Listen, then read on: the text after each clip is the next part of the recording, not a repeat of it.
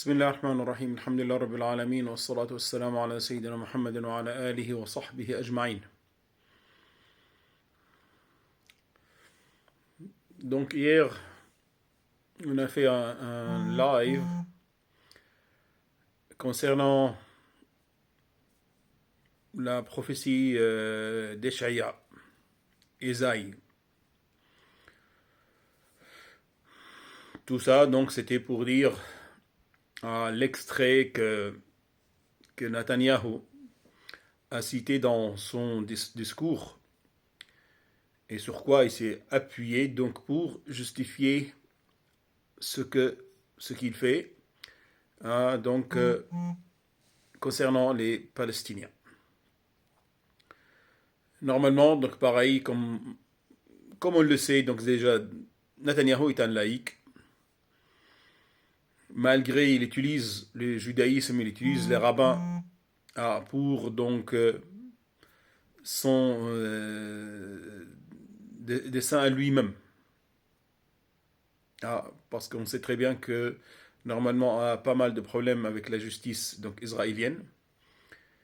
Et ce qu'il fait, donc il essaye de se maintenir dans la politique qui va lui assurer donc une protection contre donc l'emprisonnement ou autre, surtout l'emprisonnement.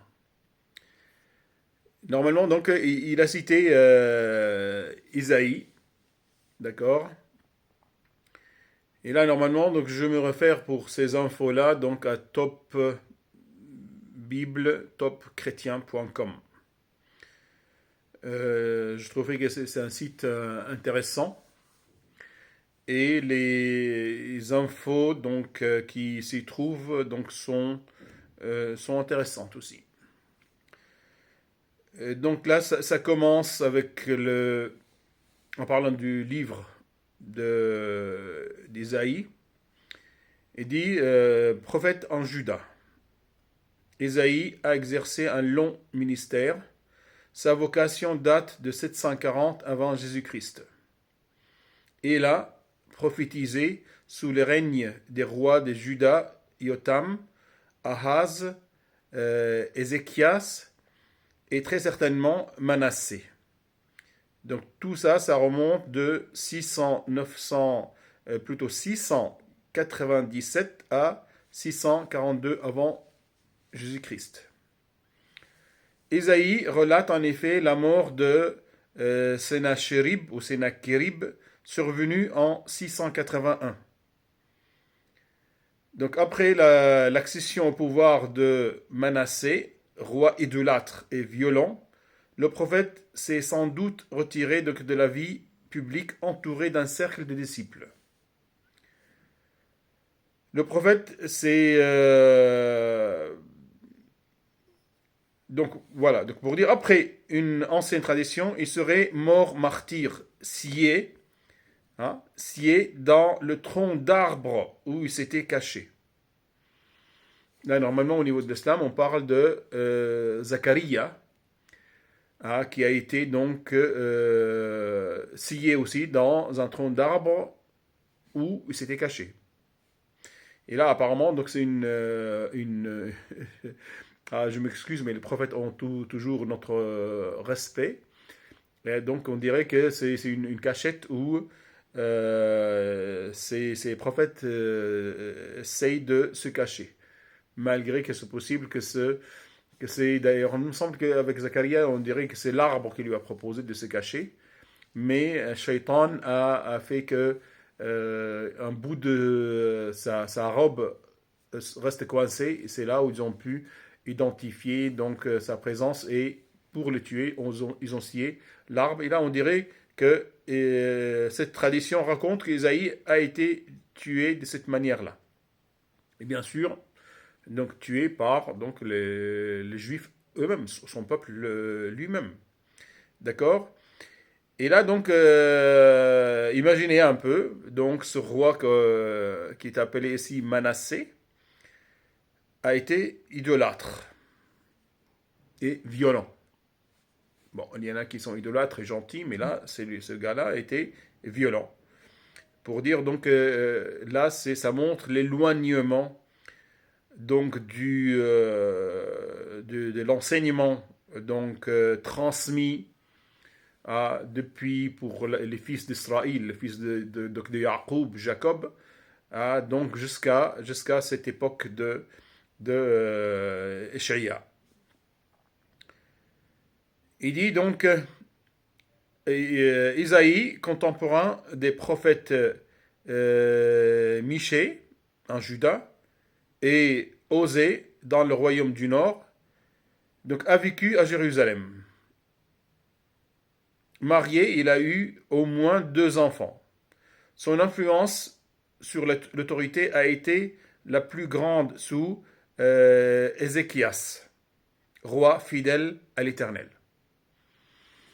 Pour dire, il y a eu vraiment donc, un mélange pas mal. Donc, il y a des rois qui sont quand même fidèles à l'Éternel et des rois complètement idolâtres. C'est vraiment, je ne sais pas, ça dépasse l'entendement, ça. Qu'il y ait des obéissances, mais être idolâtre, ça, c'est vraiment, ça dépasse toutes les limites. Il dit donc, il est dit ici, après la mort du roi Osias, sous la conduite de Tiglath-Pileser, 3. Apparemment, il y en a eu plusieurs. Donc ça remonte donc de 745 de 745 à 727 avant Jésus-Christ. Et de ses successeurs, les Assyriens, imposèrent progressivement leurs lois aux régions situées à l'ouest de leur territoire. En 722, toujours avant Jésus-Christ, ils s'emparèrent de Samarie, la capitale du royaume du Nord. Après en 1701, ils envahirent Juda et mirent le siège devant Jérusalem. La ville fut miraculeusement sauvée en réponse à la prière d'Ézéchias. Il dit donc c'est de cette date, ou de cette époque plutôt, troublée, que date la majorité des premières prophéties d'Ésaïe. En particulier, donc celle qui compose le livret de l'Immanuel. Pour dire, moi je connais donc pas donc ce livre ou livret, mais n'empêche donc il y a Emmanuel qui est cité ici. Après il dit en 735 ou 734, les rois du royaume du Nord et de Damas voulurent entraîner le roi de Juda dans une alliance anti-assyrienne. Ahaz refusa et s'allier à eux. Je m'excuse. Ahaz refusa de s'allier à eux. Mais au lieu de s'appuyer sur l'Éternel, il demanda l'aide du roi d'Assyrie. Ça, c'est encore quelque chose donc qui dépasse donc la limite, ce qui provoqua la chute de Samarie. En réponse à l'incrédulité d'Ahaz, Ésaïe annonça l'invasion de Juda par les troupes assyriennes, mais aussi la venue après cela d'un étrange enfant qui naîtra d'une jeune fille.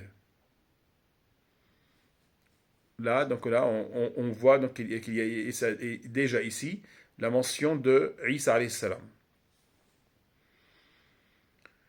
Donc il dit donc ce jeune, il sera le Messie, le fils de David tant attendu, sur qui reposera l'esprit et dont la domination sera universelle.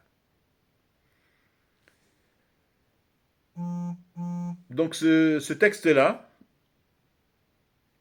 concernant donc ce Messie, et là normalement donc il y a Daoud donc qui est cité ici. Il dit donc ce Messie tant attendu. Donc c'est le vrai Messie. On poursuivra donc dans la prochaine vidéo.